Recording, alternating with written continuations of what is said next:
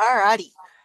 So we're gonna just allow the YouTube things to do the YouTube things. And if we're already live, the YouTube things are doing the YouTube things. But until I see it, I need to know. There we go. So we are live for this 3P conversation, exploring multiple perspectives with my dear friend Ian and associates, internal Mhm. associates. And today I think we're going to talk about Givens. And Givens is Ooh. my acronym for beliefs. hmm And so there's many definitions of beliefs. Beliefs are things we hold to be true, as a very simple definition. I think that's your definition. Essentially, yeah. The definition I usually use is things you are convinced of, propositions you are convinced of being true or false, one way or another. Yeah. Yep. And so, yeah, okay, interesting. I think I generally just tend to look at the true side of things, but the false side of things would be equally as beliefy. It hadn't Yeah. So necessarily I occurred could to say, me. for example, um, I believe you are not in Australia right now. I mean, you could try. I mean, That's you sort could of, say it. uh, I could say it. I just did say it. I was gonna Apparently, I say, am capable of saying it. if Um, it was more you could try and convince me. You're probably not likely to. No, right. So that's sort of that's saying like the proposition Amy is in Australia right now is false. Yep. I believe that proposition is false. Now I don't, as far as I know, you're on Australia right now. As far as I know, I'm in Australia right now, but maybe I'm wrong too. So You're who can talking tell? like an Australian, so I got the Aussie accent. you do. It's not quite a Bogan accent. My kids the other day. So in Australia, I don't know what the US equivalent would be, but we have a term called bogans. It's like possibly Hicks would be an American equivalent. Mm. Like it's, hmm and we were looking at how to explain. They're my husband's drawings of railway lines with gradients and things. So when you're driving on Mm. gradients in a train, the gradient makes hmm a big difference. I mean, it makes a difference in a car, but when you've hmm got trains that are 3 kilometers long, and I don't know how to convert that to miles, And long, weigh millions long, of millions of and weigh lots yeah. of tons, Yeah. the gradient makes a difference. And so you need to know the Yeah. gradient. Outside of Parks, there is a town called Bogan Gate. And Mm. Lexi was quite fascinated. It's like, why would they name a town Bogan Gate? I'm like, I think what you'll find is they named the people, they named the town, and then the people got named hmm after the town. Yeah. And it was this really interesting sort of dynamic of the the incredibility of why on earth is there a town called that? And I'm like, hmm well, it's a genuine town, and it was hard for him or hard for them to understand. And it was such a moment, and it's like it's in Dad's legal paperwork. Like there was it has to be true, and it can't be true, and that Uh-huh. inner debate of belief, which I think we do a lot. We see something that actually I think often we don't do it enough, Mm. or we will see something that counters something we believe, and we're not necessarily willing to shift our belief because it goes against an experience, it goes against, there's a whole bunch of things in terms of the Givens. So, Givens, of course, is an acronym. I don't think we've played with acronyms yet on the podcast, which Not is this acronym, at not least. Yeah. definitely not this acronym. I don't know that we've played with any, which for me is very rare. Like it's clearly we've been discussing wonderful things, but generally an acronym comes into almost everything I do. Acronyms and alliteration are my language. Yeah. So the Givens was taught to me by a wonderful mentor called Joe Pane through my coaching training. And he taught it as the 7 types of beliefs. He did Mm. not teach Givens. He taught a list and I acronymed it because as much Okay. as my husband says I can't noun that verb, I hmm can't verb that noun, I totally can. And acronymed is totally a valid word and I do it all the time. And so he taught the 7. Now, Givens has 6 letters. So you got to bear with me. There's a hidden extra one in there. So it does Uh-huh. make the 7. So the 7 types of beliefs are, I'll just list them and then we'll go through them individually. Global identity, values and rules, which is where we sneak in that extra one. Mm-hmm. Experiential, Mm. neurological wiring, and situational. And I can't remember his word for neurological wiring because I quite like neurological wiring. That's the essence. We'll start with neurological wiring because clearly that's where my mind's gone. And doing Mm. things in sequence, I was reminded yesterday, is Can, not my can we say the neurological seven? wiring. So Given's identity, So global, no, global identity, identity, values and rules as values the and rules. V, Mm-hmm. experiential, Experiential. neurological wiring, Mm-hmm. and situational. Ah, okay. So there are moments we can do situational because it's quite quick. There are moments in Mm-hmm. situations where we will challenge all of the other beliefs to survive the situation. Like we could even relabel them as survival. So I'm not a murderer. Yeah. If someone broke in and held a gun to my kids, I would potentially step into being able to take life. But it's not something Mm-hmm. I would normally do, if that makes sense. So in that situation, I'm not particularly strong. If there was a car on top of my kids, I may find a way to lift it up. Those moments where we step outside what our general beliefs are because of the situation. That would be situational. And they're rare. Yes. Well, And and it makes me think of, because you and I have talked in other contexts about authenticity and attachment, and it would be, yes, if the authentic is the thing I really believe, but I will occasionally give up that belief to maintain an attachment.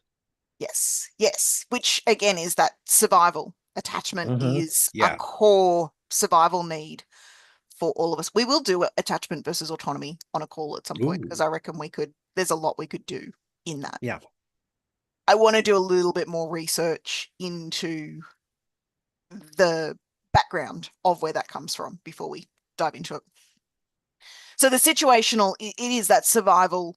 We will step outside of whatever it is that we know to be true to continue survival. So we could say I am Mm-hmm. authentic, but we will sacrifice that for attachment. Yeah. Or I am weak. However, the other day when we were moving the couch and it got dropped and I ended up taking the full weight, that I am weak got challenged very quickly because Yes. my survival Uh-huh. meant that I had to hold up the couch or I was going to get Yeah. squashed. And Mm-hmm. so it's allowing that to, and it generally is a instinctual space where we will bring those survival, like we'll challenge the survival ones. It's not, I look at the couch and think, oh, I'm not weak. I can lift that. Because I looked at the couch and went, I can't move that on my own Mm-hmm. until I had no choice but to move it on my own because it was that or get squashed. Yeah. And I didn't want to get squashed. So that overarching You didn't survival want to get instinct. squashed? No, I didn't want to get No? squashed. Okay. Yeah. I didn't really want to move the couch either, but we got there. We did it. Yeah. We're rearranging the house, which is fun. Yeah. The neurological wiring is an interesting one because it's not one we generally play with, but this is, I say we generally don't play with it. I play with it all the time. The general society doesn't necessarily look at it. This is where we Mm-hmm. look to the coding. And this for Mm. me is where profiles really come in. So my brain coding is, there are a whole bunch of words in my head and none of them feel like what I want to say. So I've got weird and I've got unique and I've got a whole bunch of things, but my Mm. my brain coding is different. There we go. There's a word that I'm content to bring into reality to a lot of the people that I know. So Mm-hmm.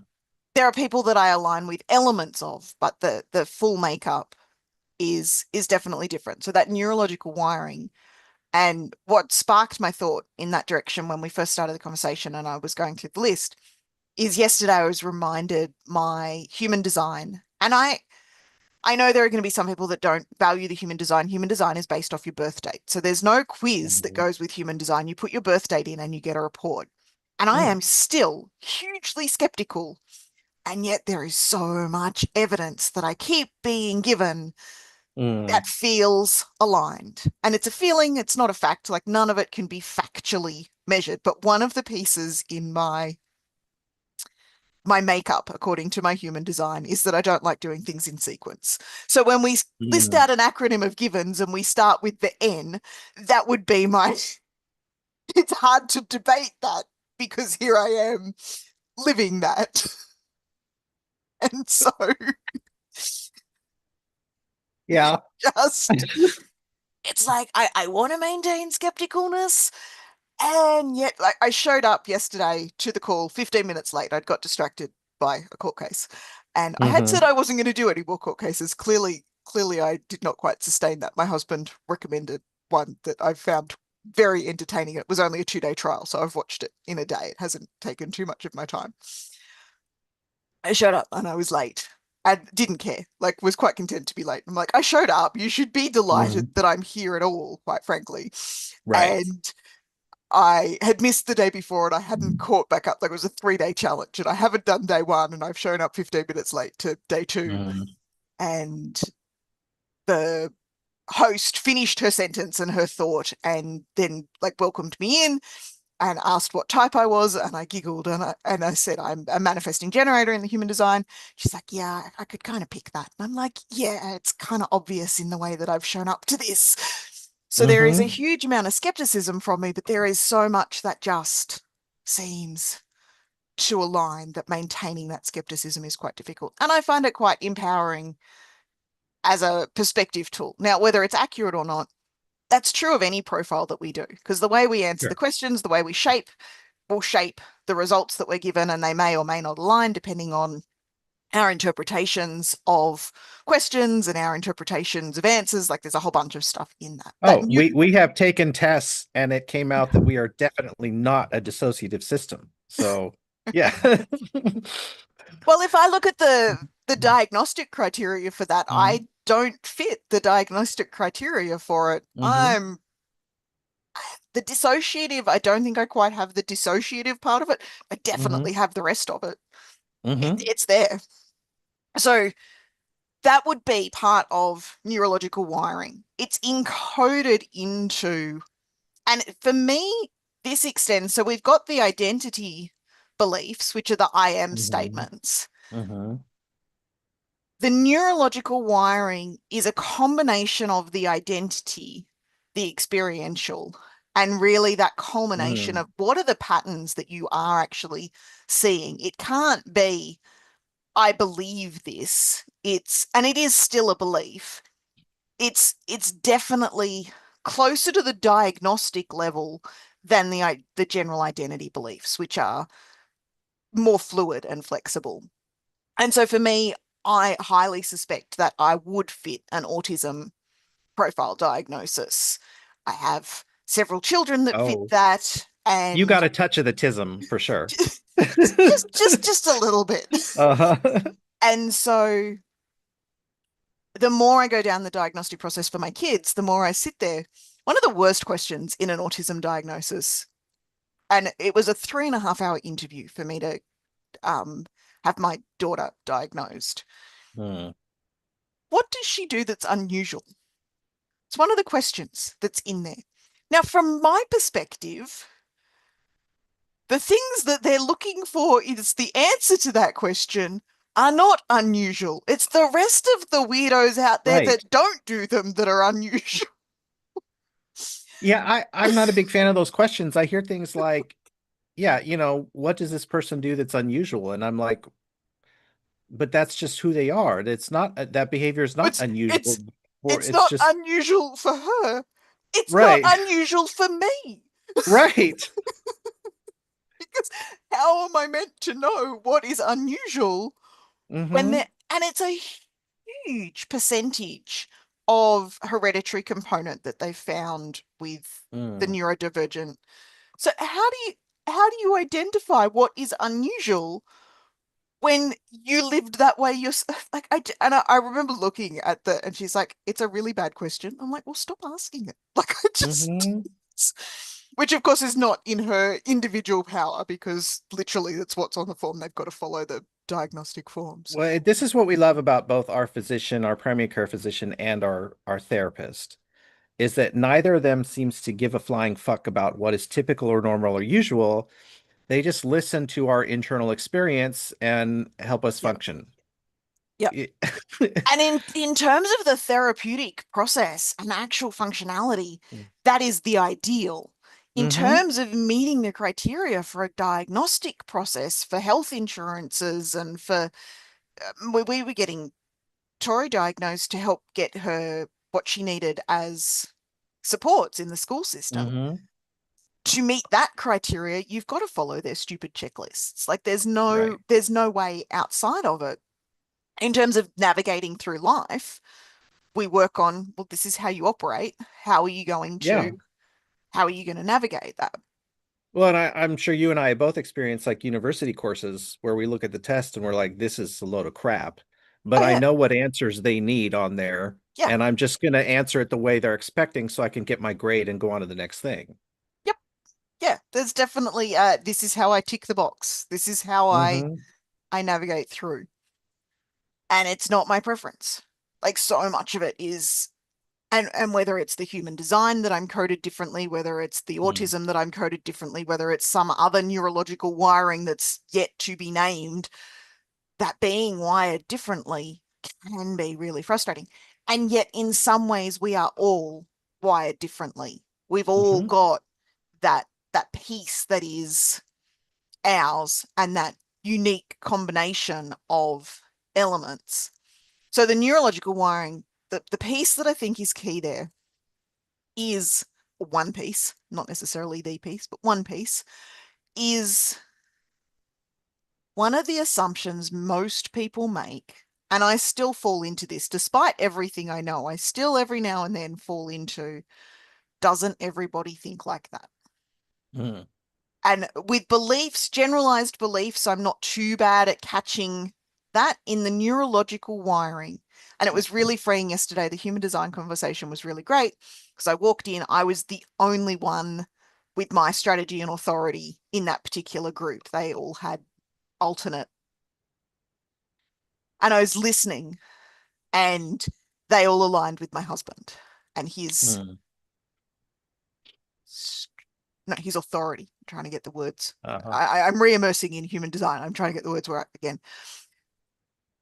And it with listening, I'm like, oh, that's why.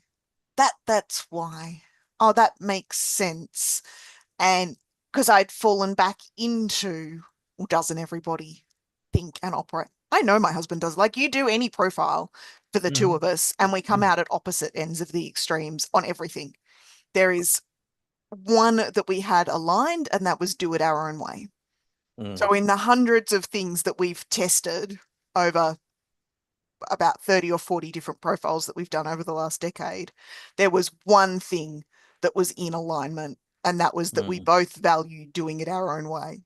And that doesn't really feel like something that's going to help us in alignment. It's just Right. like, yeah, okay, so that's the same, except that your way and my way are even driving to the shops. Mm-hmm. We drive different paths. Like it's just I can't remember where we were going the other day. I'm like, why did you go this way? It's like, because I'm going here. And I'm like, yeah, why did you go this way? Just it it's so different. So that neurological wiring, I don't want to make it so rigid that we can't change it, but generally it is the harder of the sequence to change. It's Right. how we're coded, and we can expand under default. We will generally default back to so under default, I will default to not doing things in sequence.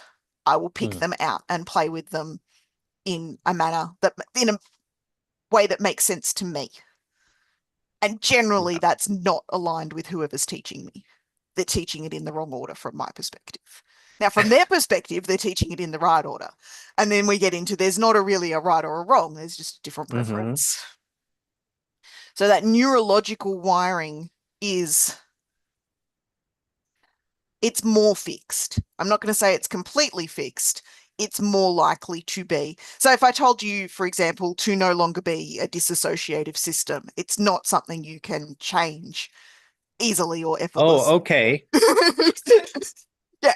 In the same way that if someone told me to no longer have that little bit of tism that is obvious to you, Mm-hmm. it's not something that I can mask it. I can, and in the Mm-hmm. same way, you could mask your DID. You did for many years.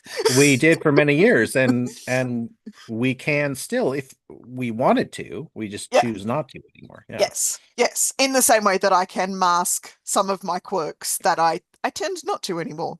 People Yeah. could accept me And or not. right. And the neurological seems to really it's almost like identity but deeper even. Yeah. It's the I am statements that are really difficult to change. I Yeah. mean, like I could say and did say for many years I am a shitty horrible person, which is an identity belief that I have done a lot of work in shifting. Yeah. But I could also say, if I say now I am a multiple or we are a multiple, Yeah.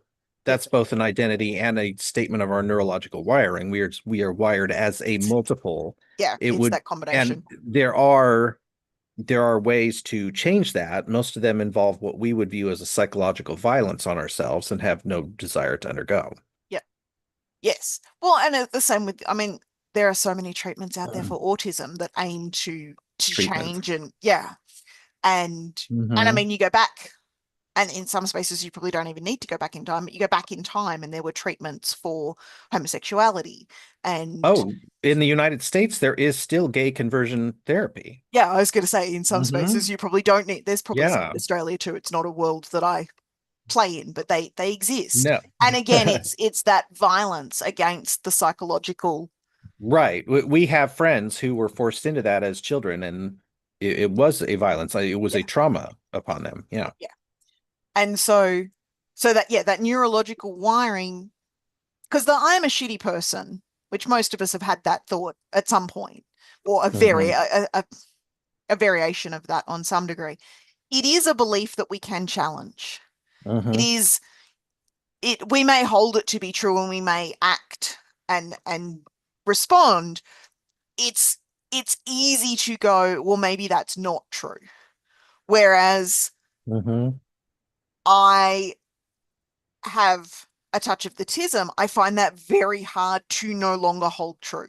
Like I can Right. try, but it's much harder to rattle. So those neurological Yeah. wirings, as you say, they're much deeper and it's much harder. Now, there are some people that are at the I am statements that will struggle to navigate Hmm. and expand. So I'm thinking an I am statement would be I am a mother. Now, you're going to Hmm. struggle to convince me otherwise of that, though I'm willing to expand. There are places where I'm always a mother, but there are times where I'm in that mother role and I am acting Hmm. as a mother. And then there are other times where I'm not. Right. And that's very definitional. If you Mm, define mother as you have given birth to another human, then it is axiomatically true that you are a mother. It is more than yes. just a belief. It's an axiom that you are a mother. If I am mother is ascribing attributes to you, Yeah. then it may or may not be true, Yeah. depending on the time of day, even. Yes. Yes. And I am a good mother. There are times that that is true. Mm. And I am a bad mother. There are times that that is, and I can hold both of those Hmm. to be true. And my children will tell you. And sometimes my children and I agree when I'm not being a good mother, and sometimes we don't agree when I'm not being a good mother, and that becomes a dance. But that belief is far Hmm. more the attribute side of it rather than the I gave birth to children Hmm. is much more fluid and I can play with it. So those identity beliefs generally would be associated with attributes and Hmm. qualities. I am kind, I am not kind. Ask my children, I am mean, and Yeah. and that plays out. So that those attributes, those identities, and the piece with the identity beliefs, at least from my perspective, is the willingness to expand. I tend not Hmm. to want to eradicate any. And there are lots of people that will try and eradicate and let go of old beliefs. Hmm. My goal is expansion because Hmm. there is a time for I am mean. There is a time for the monster within comes to mind. There's the Hmm. book called The Odyssey, I believe. I could be wrong. Written by Homer, someone, I believe, or someone Homer. Just Homer. And yes, Just Homer. it's the two, it's the Iliad and the Odyssey. There are his seminal works. Yeah. Hmm. So yeah, good. Someone knows. Hmm. It doesn't need to be me. Yeah. The Odyssey they turned into a musical called the Mm. Epic musical, possibly. And in that, which is my exposure to the Odyssey, and so it will be a diluted version because I've only listened through the musical. Lexi did do Mm. some research and it did align reasonably, though finding a physical copy of the Odyssey proved difficult. We got the Iliad, but the physical copy in our local Mm. bookstores, just in our Oh, local okay. bookstores. And so in that, there's the When Does the Man Become the Monster? There's a song called When Does the Man Become the Mm. Monster? And it goes down this journey. But there's a couple of thoughts in around that of that monster within, and I'm not a huge fan of the term monster, but that monster within, there is a space for that. That is the protector. That is the person that will hold. I remember there was an incident at our front door, and I literally stood and I was firm and compassionate, and I had both the monster and the compassion, like all of those parts of me coming together. But without that internal protector, the piece that can be mean and can be Mm. the monster, I don't have the wherewithal to stand there in the face of that conflict. And it was very much, this is how I protect, like I was literally standing at my front door, stopping people entering my home. We need that part of ourselves. And so I'm not keen on the eradication of beliefs. I'm keen on the expansion. The same with I'm a shitty person. There are times that I am a shitty person. There are times where I should feel shame or guilt or some level of, you shouldn't have done that, Amy. Like that's not how Hmm. we want. Shame is actually a valid emotion sometimes for making us stop and check and go, is that the version of me that I want to be? Now, it's not Hmm. valid all the time, and a lot of people are feeling it far more often than is altogether necessary or appropriate. But Hmm. to eradicate it completely, to never feel shame, to never feel guilt, to never challenge ourselves and say, you know what, that was a shitty. I mean, yesterday morning, I was such a bitch.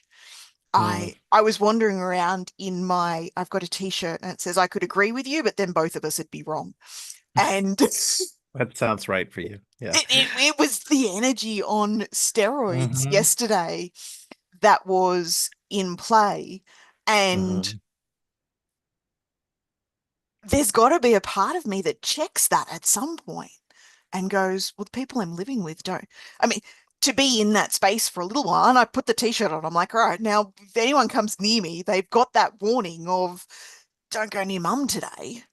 And my husband went out. He's like, I'm going to go feed the cats. I'm like, they don't need feeding for 3 hours. He said, I don't care. I'm going to go feed the cats and feed the cats at my oldest son's house. Like, actually leave the house and Hmm.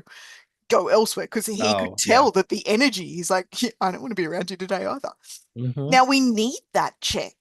So to eradicate, I'm a bitch, to eradicate, I'm being shitty right now, like all of that needs to be there at times, not at all times. And so allowing ourselves that space to hold all of those beliefs and expand. There's a time to pull out the other beliefs and override. So the word always is kind of the key, Hmm. always and never. I'm always a shitty person. Well, no, that's Hmm. bullshit. Right now I'm being a shitty person. Right now I'm not. But Yeah. yes. And you see that in, this comes up a lot in couples and relationship counseling, the Yeah. whole, you never listen to me, or you always do this thing, Yeah. right? I'm really conscious. And I did it with my husband yesterday. I said, sometimes you, and I can't remember what it was, but I Mhm. started deliberately started the sentence with sometimes you.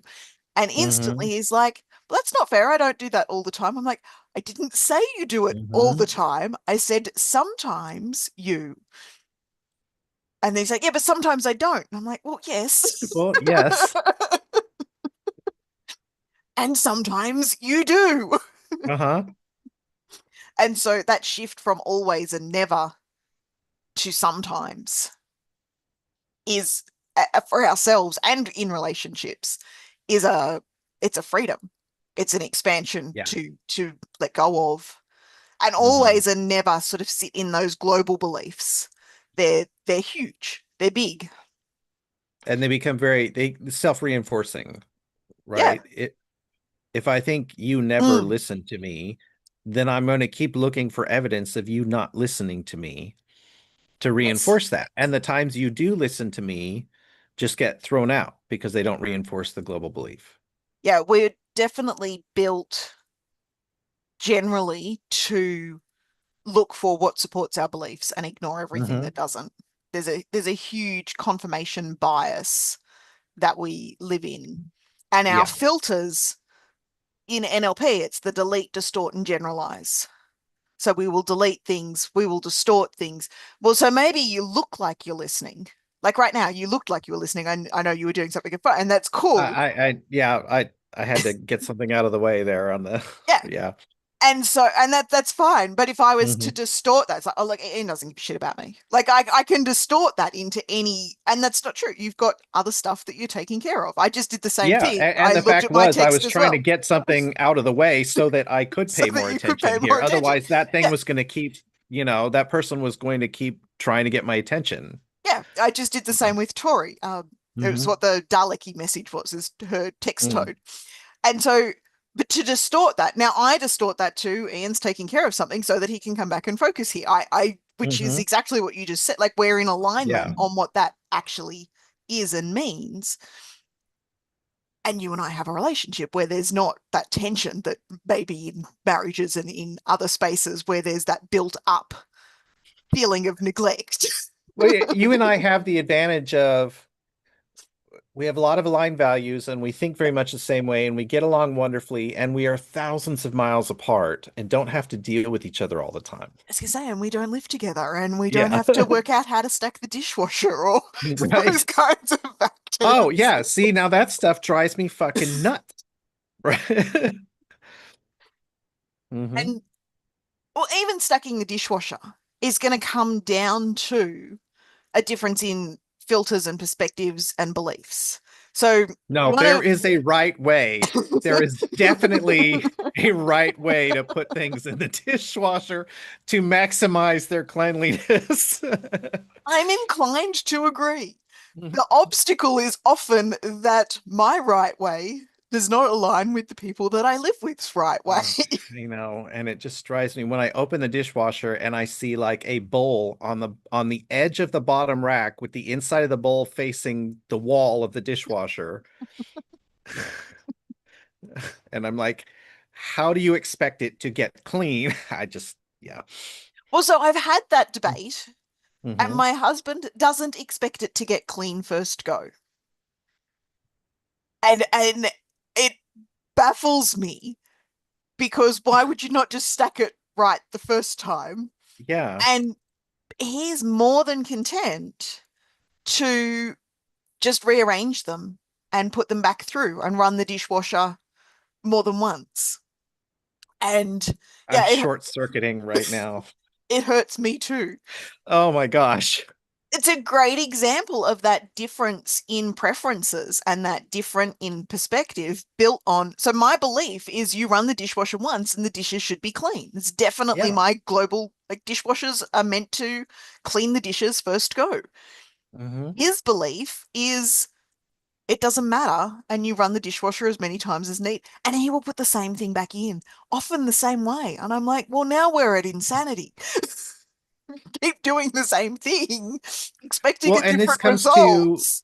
this comes to the end, right? You and we have similar neurological wiring in that way. Absolutely. Yeah. And that I don't want to waste the water or the electricity or the time. Yeah. I'm just going to put the dishes in correctly the first time and save all Yeah. of that. Yeah. Yeah. Whereas he's more than content to run it several times. And part of that, I think, often falls down to who deals with the consequences of it. So if he stacks the Mhm. dishwasher and then goes to work, it's me that deals with the consequences Right. of it. And so in managing, and my husband is a wonderful train driver. Like he is exceptional at work. And it frustrates me that he Mhm. can be so competent in the workplace and so not in the household with some things. But the consequences are different. Mm. Mhm. If he creates consequences at work, he has to deal with them. Whereas when he creates the consequences at home, at least a good percentage of the time, it's me that's left to deal with them. Well, and also if he makes a big mistake driving a train, people can die, Yeah. And the right? dishwasher just doesn't matter in that scheme of Yeah. things. So the global beliefs are associated with the stuff outside of us. And they're Mhm. generally, so women are. And that's not a great example because we then get Mhm. into identity beliefs around that as well. But the Right. dishwashers should is a global belief. Yes. Desks should be tidy. And Mhm. They those should be. global yeah, can't see my desk. Not too bad at the moment because I've literally only moved out here yesterday, though it has accumulated Mhm. a reasonable amount of stuff in that 24 hours. Kittens should. So all of those global beliefs and some of them will be the same as other people and some of them won't be. So it's not everybody Mhm. believes, which is when I woke up and I was running through these in my head this morning, I'm like, go global beliefs are what societal, and I'm like, no, it's not. There's often Mhm. societal correlations. There are some things that we've taken from society. They're not always in alignment. And you could go anywhere and find people with the alter, like even the dishwasher. Like there's clearly that difference in how the dishwasher is meant to be used. Mhm. And expand that out to the world, you'll find opposing beliefs for everything. And Yeah. it's it's very much the 6 and 9. There's an image that comes up in taking perspectives. One is looking at Yeah. it from the 6 and one is looking at it from the 9. Neither of them is wrong. They're just looking from those different perspectives. And so when we're looking from different perspectives, whether it's through different filters, through different positions, so our neurological wiring will play part of a filter. Our previous experiences play part as a filter. Our the people we hang out with most will play part as a filter. There's a whole Mhm. bunch of filters that come into play. And then we're just deleting and distorting and generalizing everything down to fit within the narrow framework of our belief system Mhm. and expanding that belief system and allowing the two things to be true, which is tricky. And I think that's why so much of the personal development industry is about eradicating beliefs and shedding and letting Mhm. go of old beliefs rather than the expansion, Mhm. because that initial belief of I can hold two things to be true at once, even if they're contrasting, is big for a lot of people. It's not the easiest belief to take on. It could be 6, it could also be 9, it could also be there's a symbol in Japanese characters that looks the same as well as Mhm. the, like if you look at it from the third angle, and I can't remember the name or the Mhm. sound. My Japanese was short-lived and I immersed in it for a little while, but because I haven't Mhm. used it, it's evaporated. It'd come back reasonably Mhm. quickly if I immersed in it again. But those moments of how do we hold two things to be true? Can I be a shitty person and a good person at the same time? And I know that's not quite the like a false dichotomy, but there's Mhm. those contrasts that are coming through. And so for me, that's the expanding our perspectives is far more powerful than simply changing our perspective. Because it's all good and well to walk down to the other end of the number and see the 9, and now you're both in agreement that it's a 9. What value was there in also recognizing that it was a 6? And I get the number doesn't make sense in that context, but there are times to have that monster within so that you can protect your family. And then there are times to be more mild-mannered and have both available. And so the more we can expand our perspectives, expand our beliefs, expand what we know to be true. And true is such an interesting word because very little is actually factually true in terms of our beliefs. There are some things definitionally we can make them true. So I'm a mother because I gave birth to children. Like definitionally, that's true. A triangle have 3 sides. That's just it's definitionally true. That's definitionally true. Yeah. The way the dishwasher gets stacked, now there's probably some manual that says it, but definitionally, it's only our made up definitions that make that true.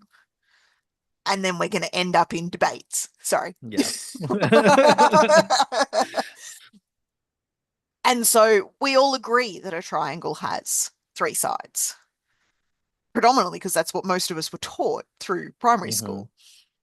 And so that definition is in agreement until we can agree on the definitions. And the problem with the dishwasher is that we're not agreeing on the dishwasher is designed to wash the dishes first go. Like that's my definition. Like it's designed to wash the dishes first go. Whereas my husband would go, well, first go isn't in my definition. It's designed to wash the dishes. Eventually. And if it takes 10 times, then that's fine. So at the core of most disagreements, if not all disagreements, I don't like generalizing out to the all, but is a difference in perspective and difference in beliefs, which comes back to our definitions and allowing space for that. I think I've shared this already, but the conversation with my husband about support, it's like, well, what does support mean to you? And we each wrote down a list. Nothing on the list matched. And so I'm saying, you don't support me. And he's going, yes, I do. I do all of these things. Right. None of them meant support to me. And I'm conscious now. He was offering me yesterday when I was in my bad mood. It's like, would you like a cup of tea? No. But that's his attempting. Would you like bacon and eggs? No. Would you like anything? Yes. I'd like you to fuck off and leave me alone. Like that was where I was at. But that's him trying. And every now and then I fall into the habit of he never tries to reconcile. So I think it's the Gottman work, it's not the conflict that's the problem, it's the how do you repair afterwards. And I have this belief of he never tries to repair. And yesterday I caught myself in that pattern. I'm like, he never tries to repair. He always leaves it up to me. 4 or 5 times yesterday, he came to me and they didn't match my definition of repair. But I guarantee you, if I said to him, how are list all the ways that you attempt to repair, offering me a cup of tea would be top of that list. Right. And so while I want to say he never attempts to repair and stay in that like absolutism, yesterday I found myself, I'm like, yeah, he's trying.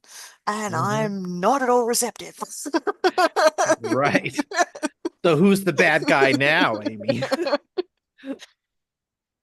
I didn't quite take it that far. I just recognize like I've got my patterns playing and he's got his playing. And at some point, one of us needs to bend. Now, he was trying yesterday. I'm like, because that's generally who I think I should bend is him. And I'm like, no, I need to soften here. I need to allow. And I don't know if we did actually reconcile well yesterday. I was on a call when he left for work. We will at some point reconcile, but it's those moments of noticing where the definitions are fundamentally different, which are a form of belief. They're not in my givens acronym, but they're there in that global beliefs are our definitions of things. And there's not always a right and a wrong. There's simply different. And when we can see that there's that difference, we can expand the perspective and allow those two things to be true. It can be true that repair is an apology, repair is actually talking about whatever the obstacle was and confronting it head on, which is my definition. But repair could also be, well, I'm just going to soften. I'm going to offer a cup of tea. Like I'm going to go back to offering my Right. versions of support. Neither is right or wrong. They're just different. And Mhm. so I don't need to get rid of what repair looks like for me or what support looks like for me. I just need to expand. Mhm. And I Yeah. don't even need to. I mean, I can stay in conflict, I can stay in bitterness and twistedness, or I can expand You and could. be happier. Yeah. And so yeah, the global are those big beliefs. Then we've got our identities. Then we've got our values. And I reckon that's a whole conversation in and of itself, the values and rules that we have around what matters. Right. Like, I mean, I guess the values belief would be, honesty is good Yeah. So or the val honesty is preference, but not everybody agrees with that. yeah, That's a chosen belief. yeah. So if the definition of values is what matters most to us, we're going Hmm. to have a different hierarchy of what matters most to us. And we're going to have different rules. One of the things, my husband's getting a bit of flack this morning. He's all right. One of the things that my husband frequently says to me, and I have to remind myself, is that he loves me more than trains. Not trains. Well, more than trains as well. That where it plays out more obviously is he loves me more than coffee, but not before coffee. Mm-hmm. So actionly, I think that's the word I want.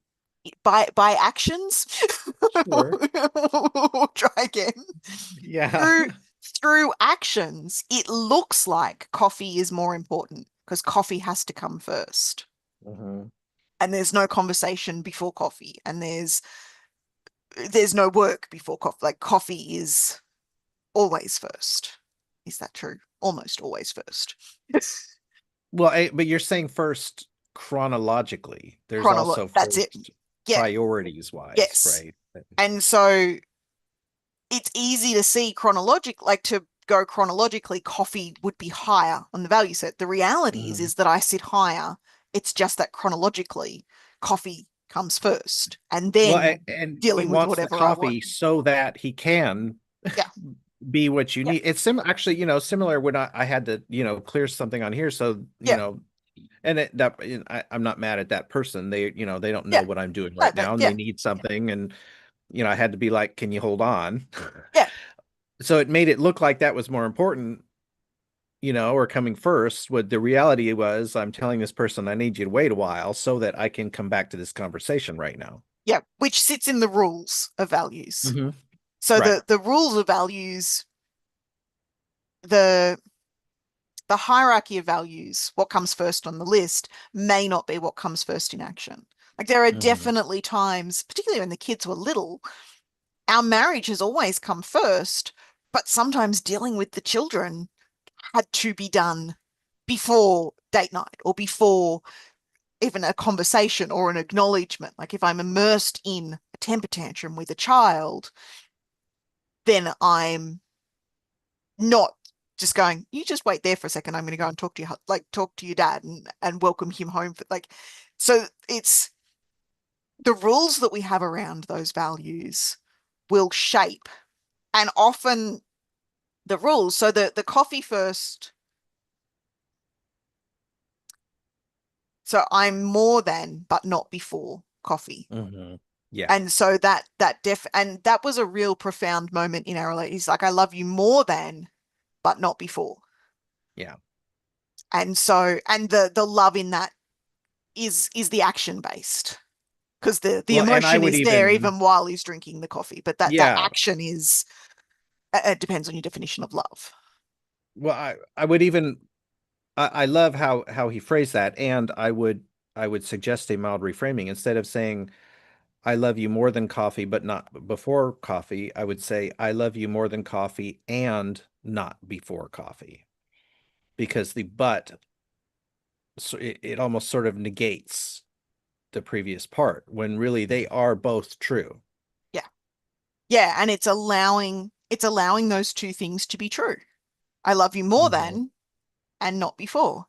And that's Hmm. okay And when I could accept that, and when I remember to accept that, because sometimes I Mm-hmm. forget, Mm-hmm. it makes our life much, much happier. And it, to some degree, it's the same with work. He loves me more than work, and yet has to sometimes prioritize going to work to pay the bills, which is part of the, and they integrate and overlap. And sometimes that's not easy to see from the outside, Mm-hmm. and where those values and rules conflicts. Like if you loved me, you would put me on a pedestal and sit at my feet and worship me. Like Right. that rule is not achievable, attainable. You probably seen there's these silly videos where the wife is like, my husband told me he doesn't love me today, and the husband's like, what the hell are you talking about? And she goes, well, an hour ago you said I couldn't buy that thing off Amazon I wanted, right? Yeah, and so often we'll attribute actions into and incorporate it into a values violation, and it's not Hmm. necessarily. And so being aware of what are the values, what are the rules that we have around them, and so many of us aren't even aware of our values. I Hmm. got my daughter yesterday, actually, we pulled out DeMartinis. So there's three types of values, Mm. and I'm conscious of time. We'll go into this more deeply in a different conversation. But the hierarchy, the DeMartini method values, where you literally write down where do you spend your time and your money and your energy, Mm. and a bunch of there's Hmm. 13 questions. And then there's the emotional values of how do we want to feel most often, which Hmm. aligns reasonably closely to the Danielle Laporte desire mapping, which is the Mm. method that I and my coaching school taught a variation of that. And so I've got like a process to extract what do you want to feel. And then the third type of the values in action, which I use VIA strengths for. And they are what does society value and how do you rank the top 24 societal approved actions across Mm. all of the societies. They did a Mm. bunch of research and the hierarchy and how that plays out in your actions.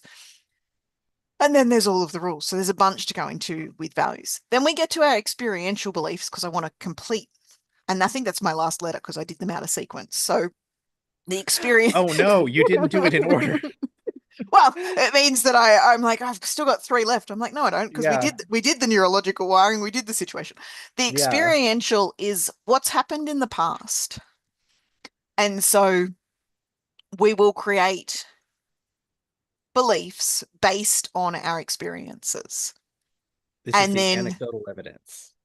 definitely anecdotal evidence. Mhm. And we then delete, distort, and continue down that path until we challenge it. Mhm. And so we'll have an experience as a child, we'll do a thing. This is the pigeon, expand pigeon, Amy. BJ Skinner, I think his name is, Mhm.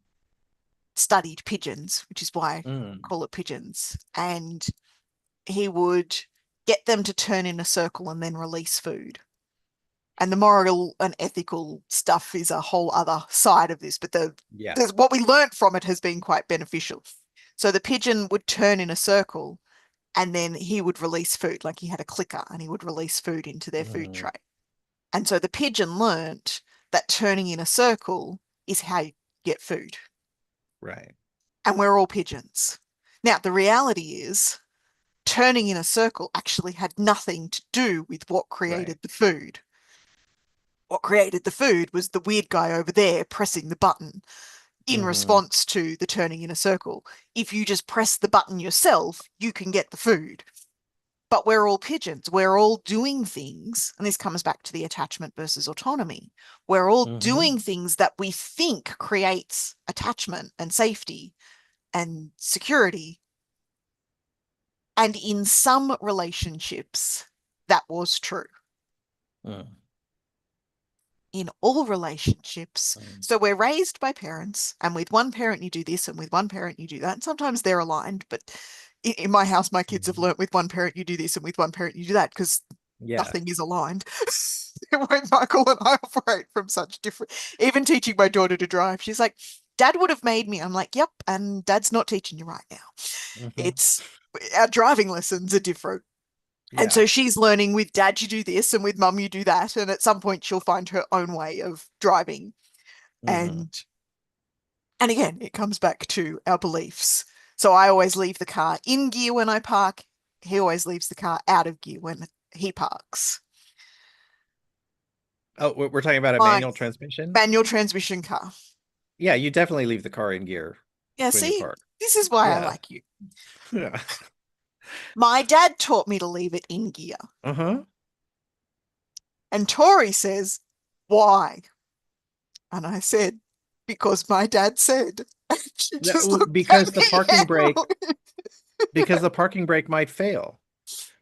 but when I went and I asked my dad, that was Yeah. exactly what my dad said. Yeah. But I had never questioned it. You just always leave the car. Maybe I did Hmm. 20 years ago and I've forgotten. But when she questioned me the other day, I'm like, because my dad said. And Hmm. there was this moment of, Amy, you are a very, very grown-up woman living out on your own. Why are we still Yeah. doing what your dad said without questioning it? Hmm. And as silly as that seems with the car, it's what we're doing in so many areas of our life.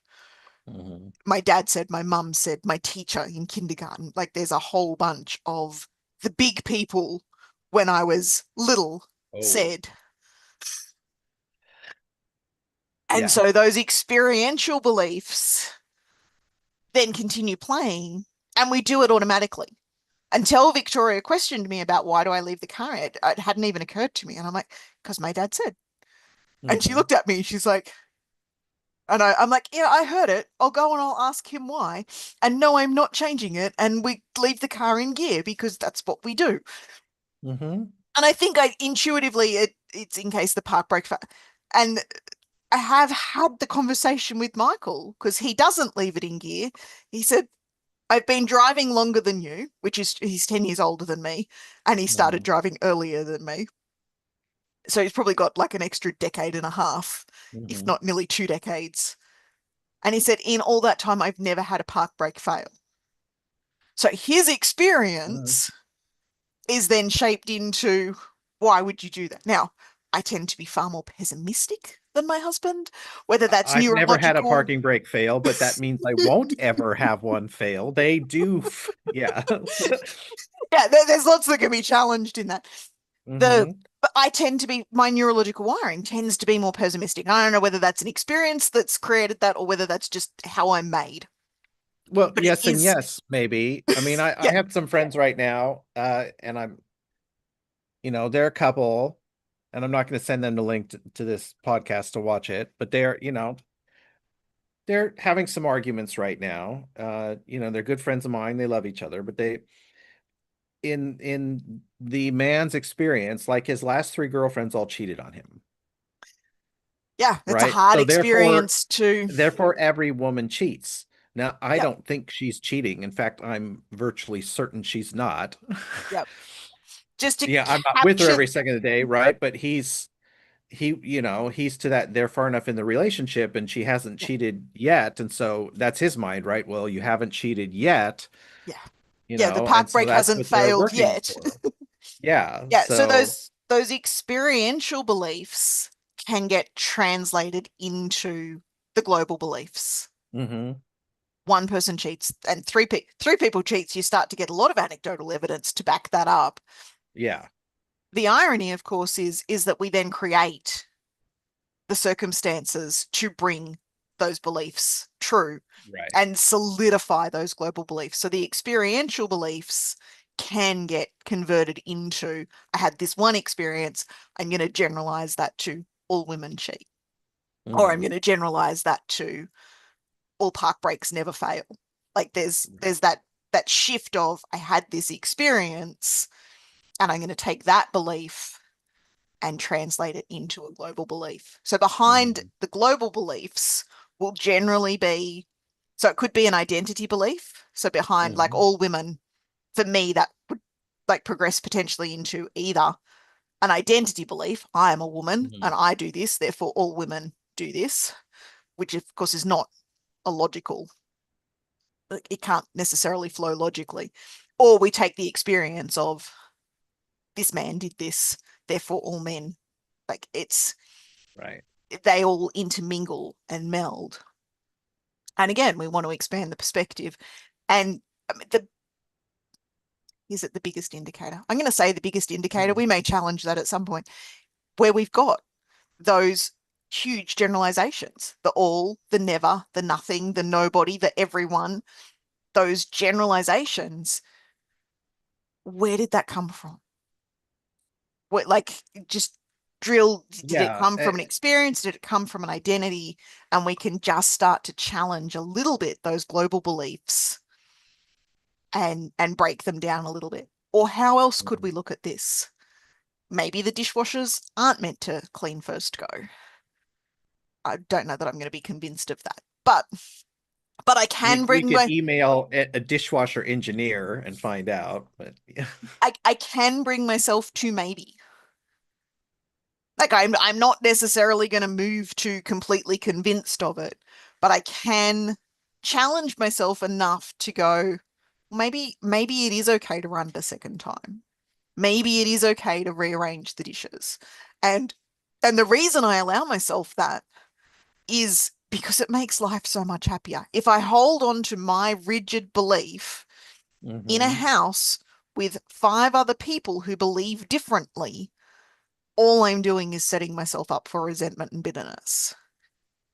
And so if I just shift to maybe, I don't have to take it beyond maybe, but maybe this is okay. My husband stacks the dishwasher. Like there are so many women out there going, "What are you complaining about? He stacks the dishwasher." Right? Like, Yeah. and Hmm. so the question for any belief, or a question for any belief, is it serving us? Is it working for us? Is it helping us create a life we love? Are we getting joy and fulfillment and all of those things from it? And if we're not, then it's worth exploring. Could we look at this differently? Are we being a pigeon? Have we turned in circles so many times that we now don't realize that those two things might be correlated? They're happening at the same time, but there's not actually a causal link between the two. And And then so, if the belief is not serving us, does it even matter whether it's factually true? yeah, and factually true is a conversation for another time. Well, it is, but I'm thinking of like, one of my classic examples, which you've heard is, flat earthers. Mm, If me believing in that the earth is an oblate spheroid, I happen to think that's true. mm, Um, but if that belief is preventing me from finding a community where I feel belonging and joy, yeah, right? Well, then maybe I'm fine believing the earth is flat in order to be amongst folks who just accept me and all my weirdness, yeah, and we just get to be happy together. yeah. Or to pull one of your other elements, just believing that we don't know. Like I'm inclined to lean closer towards the spheroid than flat, but Mm-hmm. realistically, I don't know. And I don't care. Like it doesn't make any difference to my everyday life. And so, and I think that journey into I don't know and I don't care can be very freeing. Like, does it actually Mm-hmm. matter? It really, if we can step back and go, how many beliefs do we actually really have to hold to be true? Like, how many actually matter in our day-to-day life? What do we, I mean, and if the world's round or the world's flat or the world's a disc sitting on the back of four elephants Mm-hmm. standing on a turtle flying through space, my life isn't changing. Not Mm-hmm. my day-to-day existence and experience. And so, Yeah, and there are some beliefs that I might as well act as though these things are true, yeah, even if right. So I might it's my life is going to be more functional if I go ahead and believe that gravity is a real thing, yeah, right? Even if I'm really not convinced gravity's real, I'm going to act as though it is, yeah, yeah, so that I don't just walk off the roof of the house to see what happens. yeah. It's worth And it comes back to you. It's like, what's going to create the life? I mean, you can Hmm. test gravity if you want. Generally, the tests are not, if you're testing it with your own body, you're not coming out of that It well. usually doesn't go well. Yeah. Yeah. So hopefully people have taken away from this something around beliefs and exploring. And for me, it's the exploring and expanding. I Hmm. really, and for some people, it is going to serve them to still be in that space of I need to let go of, I need to change, I need to, if that's working for you, rock forth, continue with that. Hmm. If that's starting to hit a point where you realize you need the expansion, go with the expansion or whatever else. Like they're not the only two options. There's plenty of options out there. But my invitation would be to explore and expand and experiment with the I was different going to say beliefs. you needed a third E there. It was Yeah. there. Mhm. Uh-huh. And that experimentation, where are we being pigeons? Like, Mm. can we try and get the food without turning in a circle? And generally, yeah, we can, particularly when that changes. There's far more we could have gone into in this. I'm conscious of the time. I Hmm. appreciate your time, and I'm going to work out how to stop the live stream, which may take me a moment.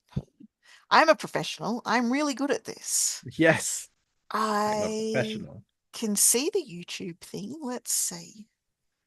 Let's see. Live stream.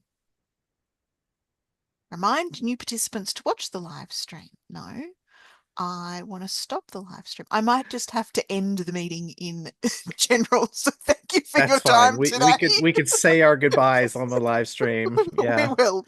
And I will catch up with you again